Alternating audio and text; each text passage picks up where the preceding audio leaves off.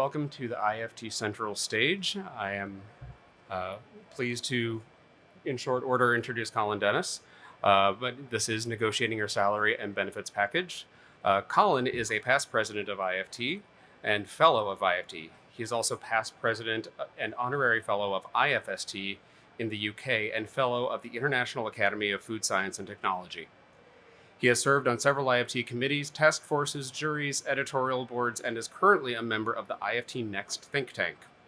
He received IFT's Myron Solberg Award in 2011 for establishing and promoting collaboration between industry, academia, and government, and the Carl R. Fellers Award this year for bringing honor and recognition to the profession of food science and technology.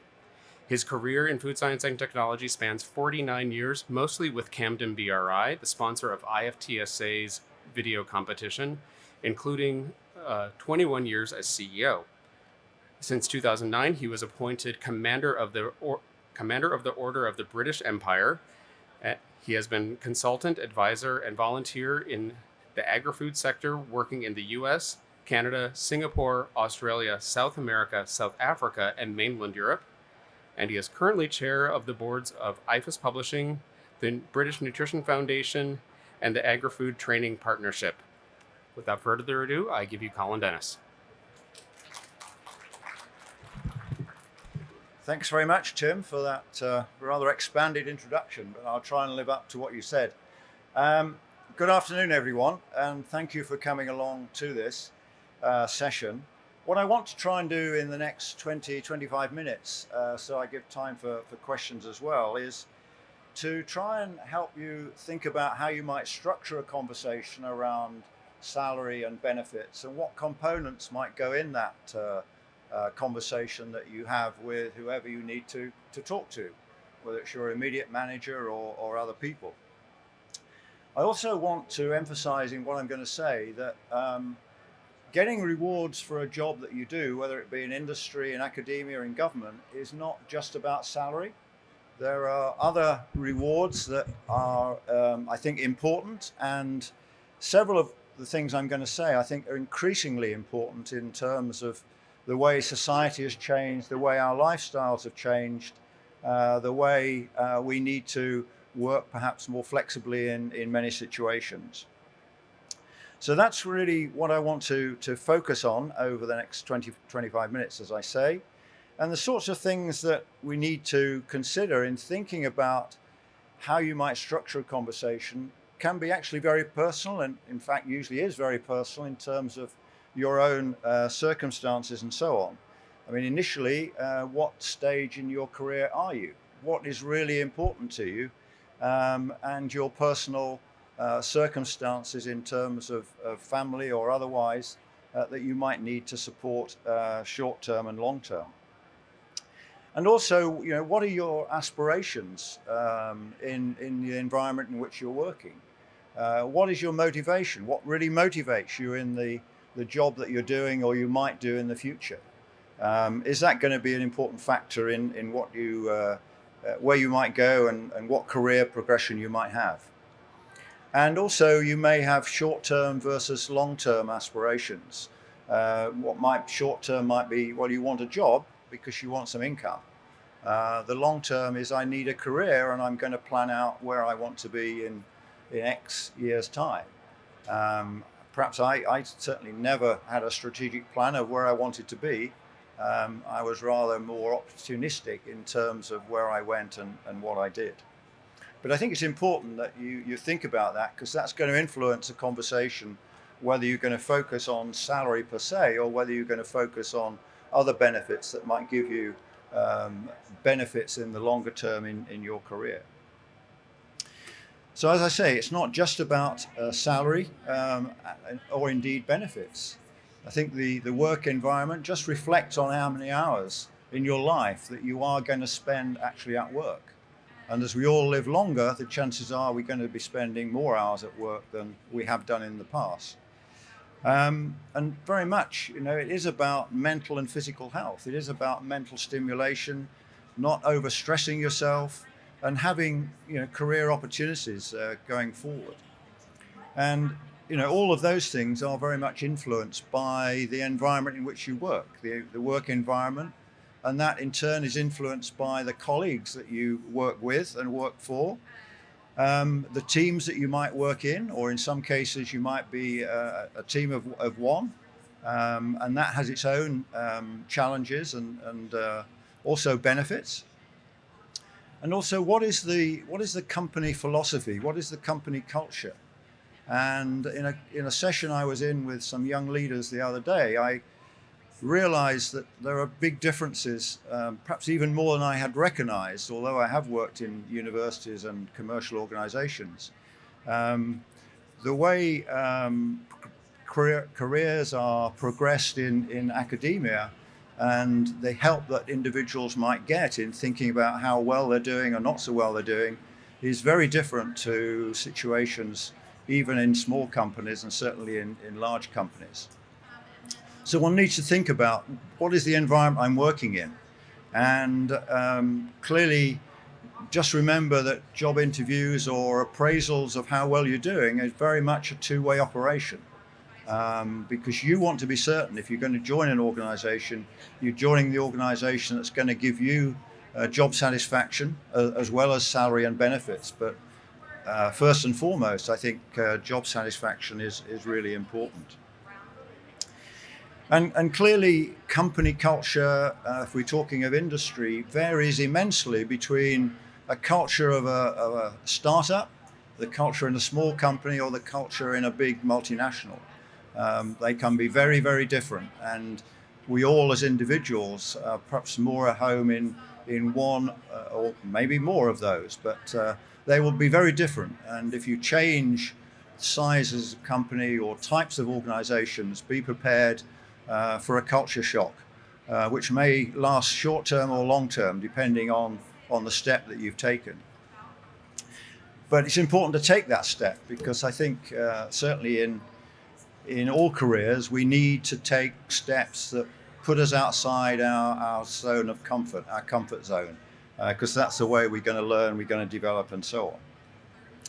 And I came across a review a few months ago from an HR consultancy where they clearly published some work that indicated that those companies that had really engaged employees were more successful in terms of providing customer satisfaction, in terms of productivity, in terms of profitability and sales. And that's probably an obvious link. But I think what was more revealing was, well, what are the key issues around engaged employees? What do they really feel if they're engaged within an organization? And I think these figures in some ways surprised me. And you can see, first of all, compensation level is down at 50%, whereas there are other more important factors that are up at 3/4 or 2/3 around trust, around relationships, and around organizational culture and belief in the organization. And of course, as the food sector in particular has changed in terms of what consumers really want from food products and so on. And that will influence people's beliefs in an organization, whether they really want to be in that particular sector or not. And clearly opportunities for growth in terms of career was important to people, as was relationships with colleagues. And I suppose in a way, the high level of trust in leaders is one thing, and then business transparency down at the bottom is another. But I think maybe that's about different parts of the business. Within a team of people, there may be very clear ability to trust one's leaders, but you may not have total transparency about the whole organization and what it's doing and its strategy for the future. But I think those data are quite revealing in terms of what I've said around it's more than just salary that actually is important in terms of stimulating yourself, making sure you feel well, both physically and mentally, and getting due reward for the job that you're doing. So what sort of things in the package might we be looking at, apart from the first and foremost, which of course is salary? And of course, different organizations will have different salary systems, salary structures. They'll have different ways of reviewing salary. Some will have bonus systems, some will not. But clearly, in all of this, performance criteria are important, and I'll come back to the importance of you understanding and collecting information around that going forward. But I think increasingly over the years, and I think there was a survey done by IFT last year of its members, and I think about 80% of the members that responded to that survey were saying that they were really looking for additional benefits rather than necessarily big increases in their salary. And I think that was probably a reflection of the way society has changed and the need for flexible working and other things and so on. But, health and life insurance is important to all of us, and many companies provide that, as they do for sick pay as well. And also, don't forget, at some point in your life, you will actually stop being employed full time, but you'll still need some source of income to support your lifestyle, whatever that may be. And as I said earlier, people may be working longer, but you still need to make plans for retirement, for pensions. And again, one needs to look at the organization you're working for and what is their benefit plan in terms of retirement plans and so on, because that can be really important. And just as a personal example, I know my own daughter has not moved companies because the pension plan in the company she's with is actually extremely very good. And she would be hard pressed now to get that pension benefit in many other similar companies. And that's one of the reasons she's actually not moved company, but clearly is still quite happy where she is. But pension has been quite a big decision point in that decision for her. And clearly different companies, different organizations give different amount of vacation or holiday time in terms of numbers of days that one might take. And I know in Europe, we tend to get more days vacation than you do here in the US. But increasingly, I think all around the world, wherever I go, I hear about companies, whether it's academia or industry, talking about more flexible working, especially where you've got multi-site operations and so on, especially with a desire often in companies to reduce travel costs. Then there's a lot more remote working and remote meetings, etc., but also the ability with technology of people perhaps working from home more. But some companies will allow that, some won't. And of course, in some companies, it will depend on the job you're doing. So it may be your colleagues can actually work from home, but you can't because they're doing a different job to you. And clearly, if some people are doing office-based work where they just need a computer, that's one thing. If people are working in a product development lab or an analysis lab, then it's very difficult to do that from a distance, and they have to be on site. The other thing is, relationship with organizations like IFT. Again, some companies pay professional dues for organizations. I have to say, my company has never paid for me to be a member of IFT or any other association. I took a personal decision that was going to benefit me as an individual to build my own personal network, and whether the company wanted to pay it or not, I was going to be a member. Other companies clearly have subsidized facilities or restaurants. And when I say companies, I think I really mean organizations, because it applies to universities as well. And then perhaps more in companies, one sometimes gets, depending on your role and your seniority, gets car or car allowance or some flexible package of funding that one might be able to spend on benefits. And again, if you're traveling a lot, telephone allowance, etc. But I think increasingly important in terms of certainly a career is to think about, what training and development opportunities are you going to get within the organization you're working for or you want to move to. And around this also, I'll come back to it, is very much around networking. And of course, IFT is very much providing one of its services to its members is the opportunity to network at meetings such as this, but at many other meetings as well, whether it's division meetings or whether it's section regional meetings. around the States or overseas, as we have a British section in the UK. So I think all of these are certainly important, and I could go into many stories where I've had the ability to network with individuals, and one of the reasons I joined IFT was that the business that employed me wanted to grow that business, and we realized that many of the food companies we wanted to sell our services to were headquartered here in the US. So it made perfect sense for me to join IFT and use IFT as my conduit into the North American market and the senior executives within major food companies. So now let's just think about developing your own personal strategy to have this conversation about your salary, about your rewards for the job that you're doing. And I think it's important that everyone, wherever you work, has a clear job description. Now, again, depending on the level you're in the organization, it can be very detailed or less detailed. But it is important that you have a job description, you have something in your mind about the performance objectives against which you're going to be judged, or against which you want to judge yourself as well.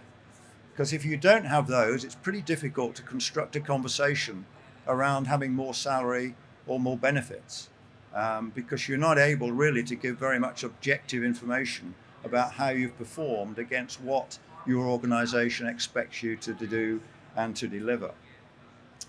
And I've always found it a great benefit to know what my manager and my company's objectives are as well, because if you help your manager achieve their objectives, that will actually go down as a positive in the conversation that you're going to have going forward. And I think it's also important to understand where you fit into the organization, what your job description, what your objectives are, and how that fits into the company vision, company mission, company strategy going forward. And that in turn leads into the organization or company culture that I've referred to earlier. I've also referred to the networking opportunities. Whether in part of this conversation, it's not necessarily about salary, it's about asking for more opportunity to attend meetings like IFT or other similar conferences, exhibitions that would be of benefit to you to increase your scientific, technical knowledge, increase the opportunity to meet like-minded people and have professional conversations. And then I think one very strong recommendation would be around building respectful relationships. And I mean building respectful relationships with the people that you report to, but also the people that report to you. Because it's important that everybody respects each other, and also the people at either side of you, in other words, your peers in an organization. I think you may not always agree with your colleagues, but I think and you may not, and I've often said, I don't particularly like that individual, but I do respect that individual because of the way they articulate what they're trying to communicate and so on. And that's the essence of having a good, robust discussion. I think but you can have that respectful relationship. And I think if you have that respectful relationship, you'll find having a conversation so much easier going forward as well. But that depends on getting to know each other and so on. So developing your strategy further, I emphasize it, building your professional network, looking at your personal development and keeping your own training record. Your own training is important to nobody, more important to nobody other than yourself. It's most important to you is really what I'm trying to say. And it's up to you to keep that record. And it's not just about coming to conferences. It's not just about going to training courses. It is about thinking about what on-the-job training have you received from maybe your seniors, maybe a colleague who works at the side of you, but has got a different skill set to you. And I think it's important you keep a record, your own record of that, so you can bring that into the conversation and you can help your manager understand what development you've undertaken in the last 6 months, 12 months, whatever it is. And then, of course, I think we all know science, technology, if we're in that field or any other field at this stage, is rapidly changing. And certainly, I mean, I graduated over 50 years ago, and the science now is very different to then. So it's been very important to me that I keep up my continuing professional development. And one way of actually demonstrating I've done that is by having the CFS recognition. And there are other recognitions in other countries around the world. CFS is pretty global, but depending on your skill set, there are other recognitions as well. And I would strongly advocate the importance of continuing professional development and getting that recognition. And even if you graduated in food science or technology in the last 5 years, I guarantee a lot of what you knew when you graduated is probably out of date now. And that's another reason why you need to keep refreshing and renewing your knowledge base if you're going to have an objective and positive conversation about your abilities and your fitness in terms of for the future. And it's important that you keep recording your achievements and make sure you do it at the time, because it's very difficult to think back over 12 months or even 6 months or even 3 months of everything that you might have done. So it's always good just to have a notebook or now an iPad or an iPhone or whatever it might be at your side, just to keep a note of that. You may not bring everything into a conversation, but at least you've got it there and you're starting to build up a picture for yourself about what you've achieved. But also, I think in a conversation, you need to be able to demonstrate how the training or development you've undertaken has benefited you, and how in turn that's going to benefit the organization you work for. Because ultimately, if they're going to give you more reward, whether it's salary or benefit, it's important they recognize that your contribution now is the potential is much greater than it was 12 months ago or 2 years ago or whatever. So keep a personal dossier, keep a personal records.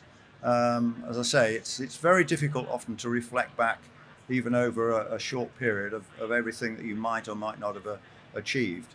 And admit if you've failure is not succeeded, I think is a better word.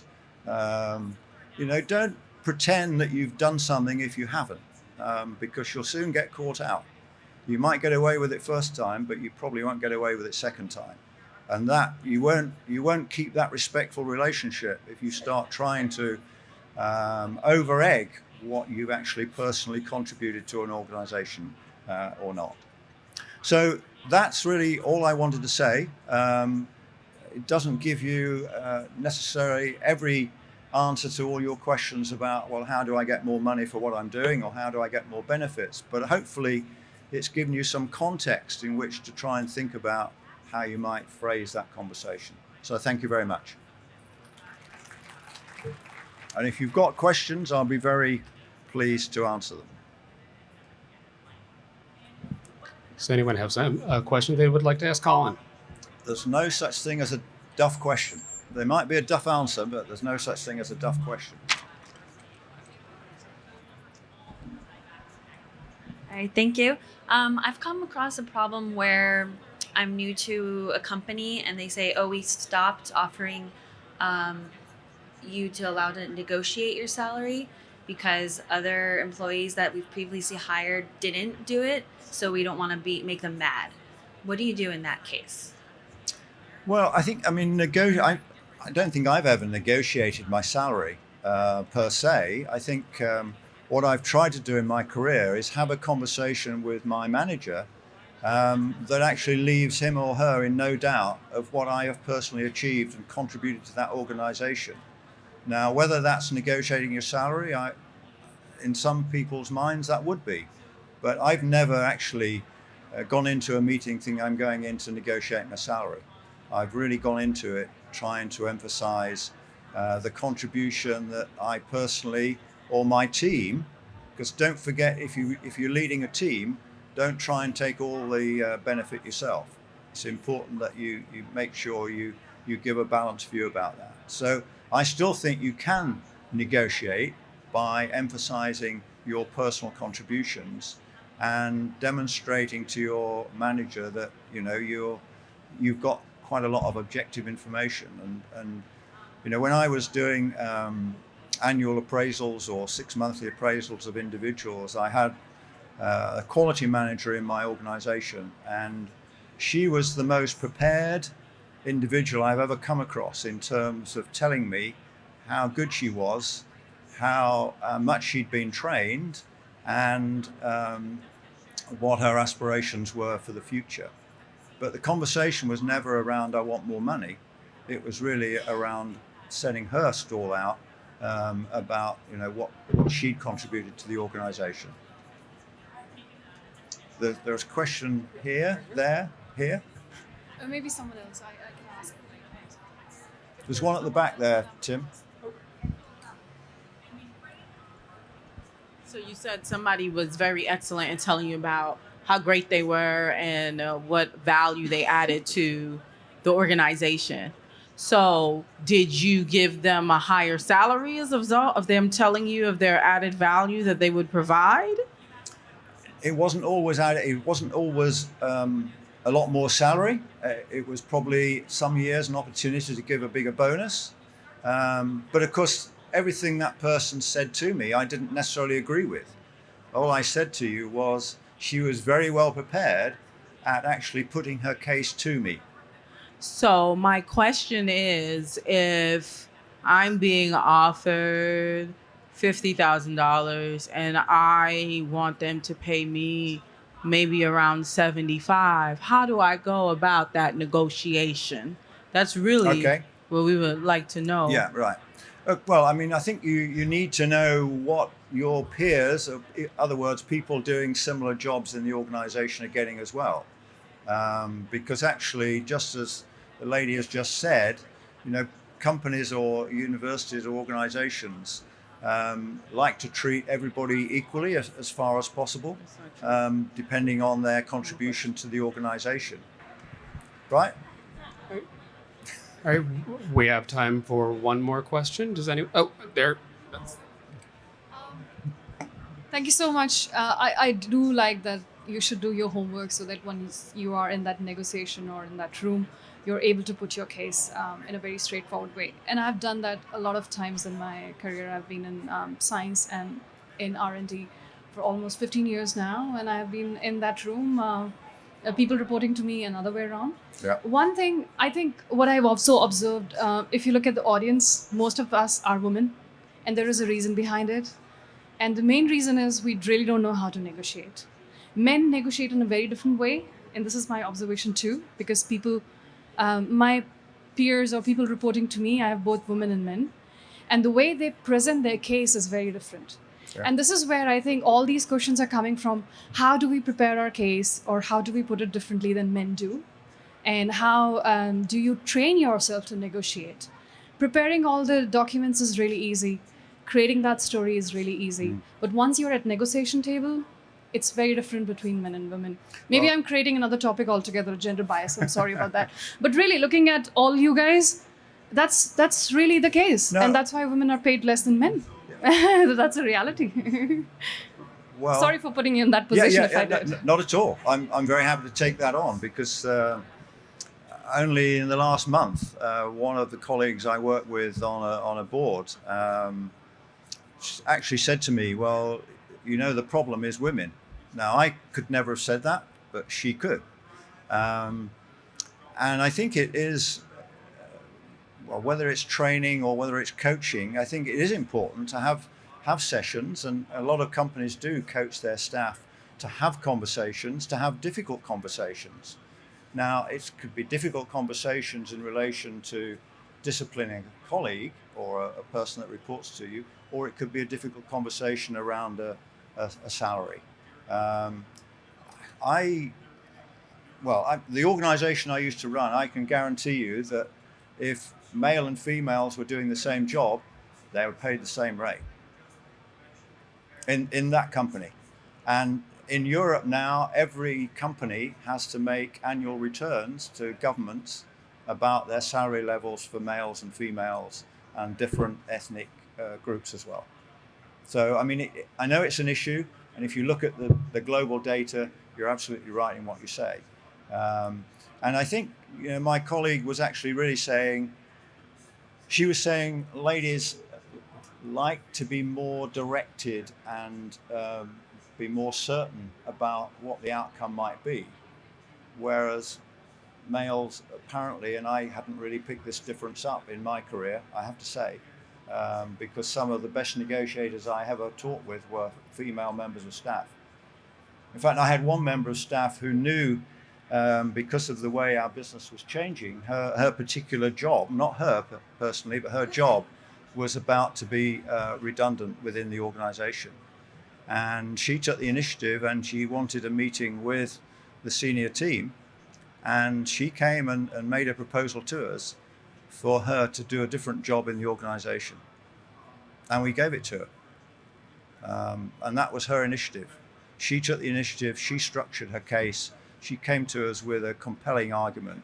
And I can assure you, if it hadn't been compelling, she wouldn't have had the job. But it was creating a new role in the business. So, you know, people have that opportunity in many companies. But I don't deny, you know, the overall picture that you're saying.